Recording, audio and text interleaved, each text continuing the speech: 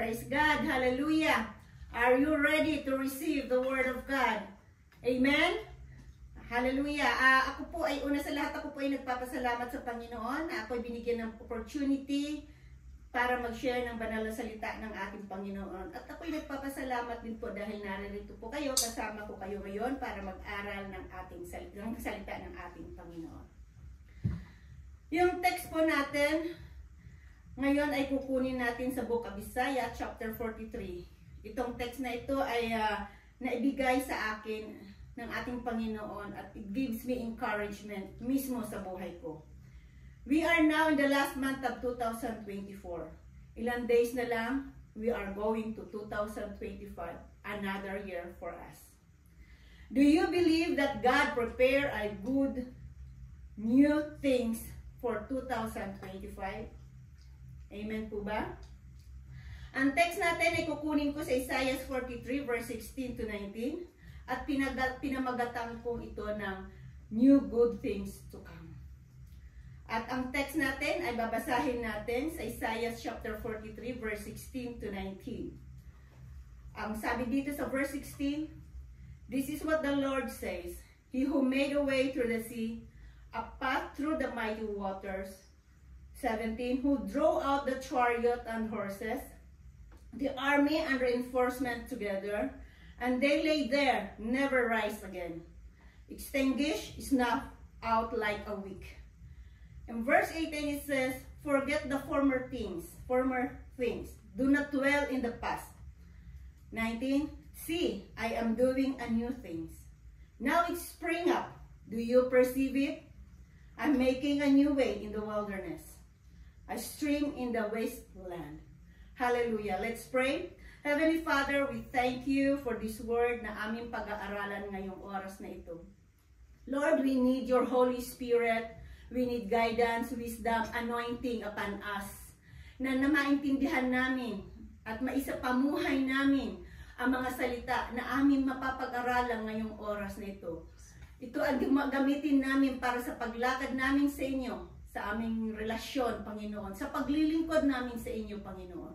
Salamat, Lord, binabalik namin lahat ang kapurihan at pasasalamat sa pangalan ng Diyos Ama, Diyos Anak, and Diyos Espiritu Santo. In Jesus' mighty name, Amen and Amen. Gusto ko bigyan ng kaunting background ang Isaiah. Ang Isaiah po, na Book of Isaiah po ay ito po ay si Isaiah po ay isa siya sa mga major prophet ng Bible. He also write the second coming of Jesus Christ as the Messiah. We can find it in Old Testament. In the Book of Isaiah composed 66 chapter, which one of the contain was the Jewish exile to Babylon because of their sin of adultery and rebellion against God. The text we are reading today is about the captivity of the Israelites. In Jeremiah 29:10, it mentioned that they are captive for 70 years. And in that time, King Nebuchadnezzar was the king and made them a prisoner at ginawa pa silang slave. Napakatagal ng panahon na sila ay nabihag at naging alipin sa paghahari ni King Nebuchadnezzar. Ang iba doon ay doon na nangasawa, doon na nanganak, at doon na rin namatay. Question: what God is doing during the wilderness? What is wilderness? Wilderness is a time we feel dry, yung tuyong-tuyo tayo. We experience broken relationship, hopeless situation, financial difficulties, and illness. And this was the feeling of the Israelites during their exile, because of the difficulties that they are encountered. In our text in verse 16, this is what the Lord says, "Who made a way through the sea, a path through the mighty waters, who drove out the chariot and horses, the army of the reinforced together, and they lay there never to rise again, extinguished and snuffed out like a wicked." God communicates Isaiah, through Isaiah, giving hope to the people who are in captivity for their present situation. We remember they are captive. They don't have an easy life. They are in a distress time. God wants to remind and describe how he saved them from the Egyptian in the Red Sea. But in verse 18, it says, forget the former things. Do not dwell in the past. God also told through Isaiah to forget the former things. The most of us, we are dwelling in the we are dwelling in the past.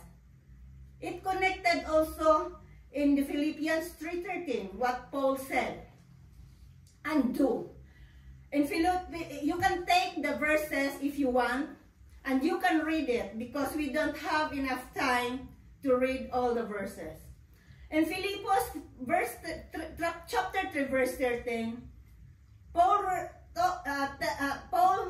said also na nilimot ko na ang nakaraan at sinikap na makarating sa layunin na nais kong makamtan. Even Paul forgot the past things. He's looking for the future. Amen? And this is what God wants us to do. He says, do not dwell. Huwag manatili. On the other words, huwag natin pansinin. Huwag natin pag-aksayahan ng panahon. Do not focus for the past. I'm not saying na memories are bad or masama ang mag-isip sa nakaraan or alalahanin ang mga nakaraan natin. But we should just remember not to dwell on it. Magkaiba ang remember at ang pagdwell sa nakaraan. We should remember that we have our hope in Jesus Christ. Jesus Christ is our hope. Amen? In Hebrews 8:12, it also mentioned, even God himself, when he called us, he did not remember our sin. He removed our sin through suffering of Jesus Christ. He is our hope, deliverer, our comfort. Amen? God will rescue them in a new way from slavery for the Israelites. And God wants them to experience the new good things in their life. Amen? In verse 19, God already doing something. God said, see, I am doing things. Now it is spring up. Do you not perceive? I am making a way in the wilderness, a stream in the wasteland. This verse na sabi ng ating Panginoon, anak, pay attention. Perceive is pay attention. Pay attention. I am doing, it's spring up. I'm doing already. Amen? God is doing, but sometimes, that's why God told us not forget the past, because sometimes we are dwelling in the past. That's why this is the time that we cannot see what God is doing for us already. We forgot that. We did not see because we are focusing on the negative thoughts, not in positive thoughts, not in the promises of God. We are thinking because we are for the past because we are using our power. Amen. That's why God said in verse 18, in verse 19, see, I am doing a new good things. Hallelujah. That's why God said in verse 18, forget the past. Kalimutan natin mga kapatid, because past, what happened in the past, it will not return it back to us. Amen? Past is past. Hindi na po yan babalik sa atin. We have like Paul, what Paul said. He said in Philippians, ini-aim ni Paul ay yung future, not the past. Not the past. Amen? When we are forgetting something for the past, we are allowing God, the power of God to stay with us. Amen? God is powerful. God is faithful. Amen. So, in verse 18 and 19 reminds us God's power and the transformation. Makikita natin doon kung paano transform, binago ng Panginoon ang sitwasyon na hindi man nakita nitong mga Israelite. That's what God encouraging them to forget the past and see what is coming. It gives encouragement in this verse, in verse 18 and 19. It gives encouragement and assurance in the midst of the dryness, pain, and lots of losses. And God will make a new way, a new good things to us. And which is, He gave us His Son, Jesus Christ. Jesus Christ is our hope. Amen?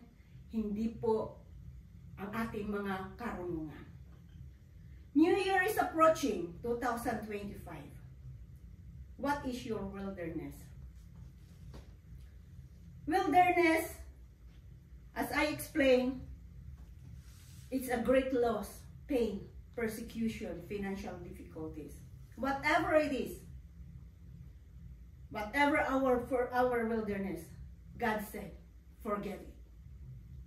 Forget it. Erase it. Amen? God will make a new good things in our life with Jesus. Because Jesus is our Savior. Amen? He is our help. Amen? He is our comforter. He is our healer. He is our provider. Hallelujah. Amen?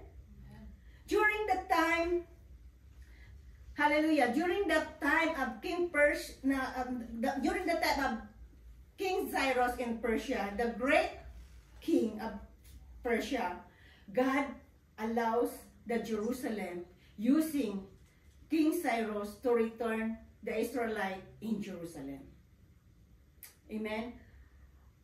In Isaiah 43 verse 20, this is our last verse, our conclusion. It says there, the wild animals honored me, the jackals and the owls, because I provide water in the wilderness and a stream in the wasteland to give drink to the people. My chosen,